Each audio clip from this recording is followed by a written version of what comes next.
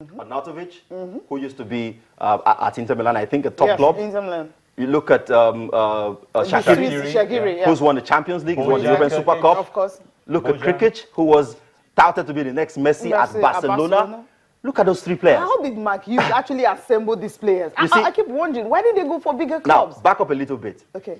Stoke City, under the now West Brom manager, what's his name? Tony Pulis. They were called boring Stoke because they were grinding teams down. They were wearing them down with their physical attributes. Breaking legs. They were breaking bones. They were breaking Ramsey's legs. And they were not exciting to watch. So the Stoke people said, see, what we need to instill a new kind of philosophy in this team. We need to play watchable football. So they brought a former United legend who didn't exactly have a fair chance at Man City when their new project started, you know. He didn't have the profile to cut it at Man City, let's be honest. Yes. So they brought him in and told him, guy, you want to play good football. So he went around shopping. He took his shopping cart, not to the backwaters of European football, to the top of European football, to Real Madrid, to Barcelona. Yosemi, who scored the leveler against, came from was former Real Madrid player. So you look at Stoke City being able to buy former Barcelona and Real Madrid players. What the hell is happening? You expect them not to beat the likes of Manchester United? When the news was like Shaqiri was going to Stoke, I was like, what is wrong with him? What's he going to do even there? At that time, you know, he was injured. He didn't start playing on time and all. I was wondering, but those two beauty actually scored against Everton. Yeah. Again, it tells us that the English Premier League is very competitive. More competitive than ever before. As Nathan Ake to say, I'll leave Chelsea, go to Watford. Probably I see the tradition that they took from the Championship into the Premier League, and then you know that they are prospects. And the money is also there too. And you've got to also pay attention to the fact that Watford changed their coach. Yes. Kiko Flores hasn't always been in charge. That's all. And I thought that it was going to actually have some problem, you know, settling in, but he's bedded in fantastically. The team is playing good football. They are winning games. They're winning impressively. And I think that if they keep playing the way, you know, they're playing, they may not end up in European places, but they will finish in the top half of the league. Let's come back. Yeah, let's come back. Let's come back to our own league. We're getting ready for the 2016 Chan. Of course, you know, players from the league, they will execute that one. Everyone looking for Bola and Salami. And then this is a complete sport. Complete sport says Salami may dump Chan for Euro move. I know you don't blame him.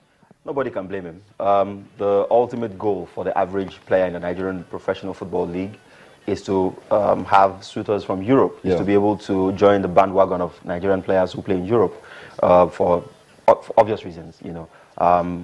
You get seen every time. We're talking about Igalo and Watford. Exactly, everybody wants to be the next Igalo.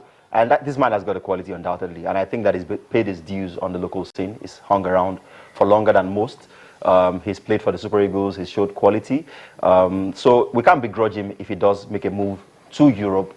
But doing it at a time when the national team actually needs him maybe leaves us with a tinge of disappointment. We would have wanted him to help the Chan Eagles. But if this represents a better deal for his career, improvement, you know, advancement. I mean, we're talking strength in depth, so if absence of one player shouldn't really affect the team. It shouldn't, but we still would have wanted Bola Salami to help that team. But if he's moving to Europe and he's not moving to Malta, he's not, he's not moving to Cyprus, then I'll be very happy for him. I think he's got the quality, he's powerful, he's pacey. He reminds me of Yakubu Aigbeni, a quicker version, you know, and he can finish as well. So I think he'll do well in Europe if he keeps his head down and he keeps working hard. I was driving to work with Cecilia and I was saying, why can't Bola Salami lead the strike force of Bournemouth?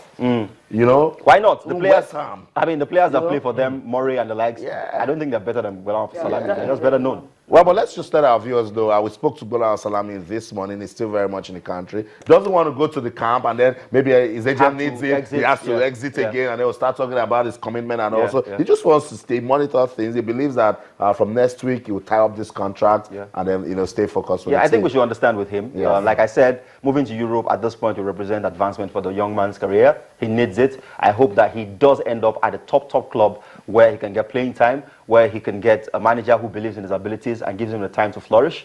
I think that under the right tutelage, under the right management in Europe, he's got the ingredients, he's got the capabilities to be a very top player. All right, let's look at sporting life then. We'll focus on other issues. There's this interesting one here on Yaya Toure. Yaya Toure considering Inter Milan switch. That's one. And of course, I also want you to have a say or two on this Yaya talking Toure, about. considering Inter Milan, I see only one link. His former manager, Roberto Mancini, is the manager there. Yaya Toure has come in for some backlash from the British press lately. Jimmy Carragher was said to have blamed him for the loss against Arsenal. He said all that Yaya Toure needed to do was hold a cigar and a stick, a walking stick, because he was that disinterested in the game. He came alive in the last 10 minutes, and that was when City really started firing. So maybe he's always had a great engine. You know, he's that player who could run for 90 minutes and make things happen for his team. But we saw him again yesterday. Again, it was at the heart of almost everything good that City did. But you've got to admit, even against Leicester yesterday, he didn't do it consistently enough. He did it in stops and starts. And a lot of times, by the time he kicks in and starts to play, his team has already been blown away. By the time he started playing against Arsenal, they were already 2-0 down. So they could only get one goal back, which he scored, a spectacular strike. So he might want a club where so much is not expected of him anymore. You know, he's not expected to be the engine that drives the team. He's not expected to be the heartbeat of the team because the legs are going, we must admit. But it's just that we always want more. I don't understand what Jimmy Carragher is saying. Yaya has given virtually everything he can to Manchester City. And people are not considering that he's also aging. So he cannot give you the same work rate you knew him for when he was at Barca. Basically, maybe what they need to do is to tweak his role a little bit. Take the pressure off make him sit in front of the back four. That's right. You know, be that deep line midfielder who, you know, dictates play from deep. the back. But to expect that he'll be that box to box goal scoring central midfielder, you're asking. Maybe put him in front of an Arturo Vidal. Let Vidal do all the hard work and then gets the ball. He can break up play, and then he can hit those 40, 35, 30-yard passes, you know, with pinpoint accuracy. And even releases a shot when I'm thinking maybe because Vincent Kompany has not been playing, maybe that's the reason. The pressure is now more on Yaya Toure. Yes, I mean, you hit it right on the head there. Yaya Toure is now the leader on the pitch. He's got to be the one who drives the team. And the energy levels are not as high as they used to be. So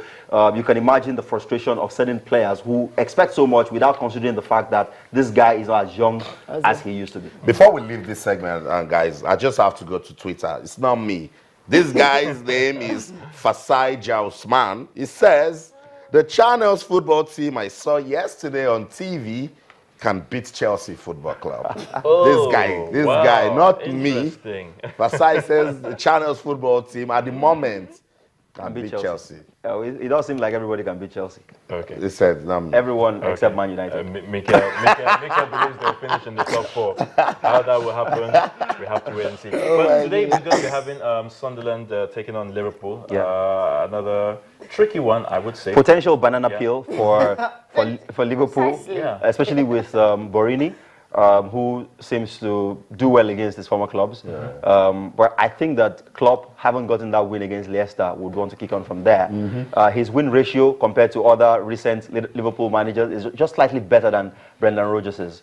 That doesn't look good for a manager who was touted the Messiah, who was called all kinds of, you know, fantastic names. So he's got to start to make it, you know, count on their results, got to make it show on their results. So I fancy that Liverpool would beat Sunderland, because Sunderland, Sam Allardyce and his boys haven't exactly had the best of times.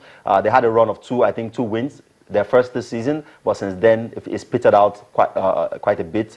I don't think they've got enough quality to stand against Liverpool or stop Liverpool. But there's also a potential 2-2 draw game. Even I think the game might just end in a draw. Because Liverpool plays this team and then they just... You know, underrate them and then they hit them. I think that... Where are the goals going to come from? I think that, where would the goals Sunderland. come from? I'm looking at Sunderland.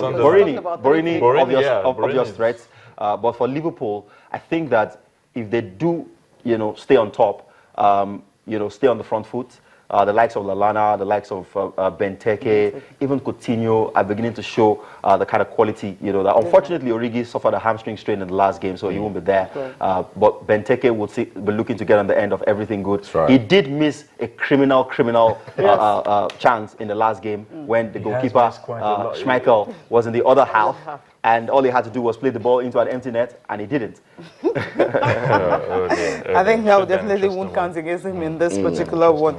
Okay, quickly, we'll just look at the NBA before we wrap up. We have more time. The games, some of the game played earlier this morning, of course, late last night. We have LeBron James scoring 34 points for his team to lead Cleveland Cavaliers to 93 to 87 points against Denver Nuggets. Nuggets for them, they've lost 6 games in 7. so far. That's really not a good one for them. And of course, for Memphis Grizzlies and Miami Heat, well, this went into overtime. Of course, Memphis had to win that one. Mark Gasol, of course, scored hard points of about 23 points. 7 of them was in overtime. Maybe that's the reason they actually won. Of course, Oklahoma City Thunder and Milwaukee Bucks 131 to 123.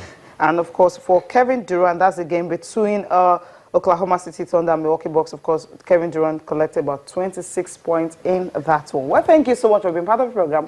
I'm Cecilia Amogbe.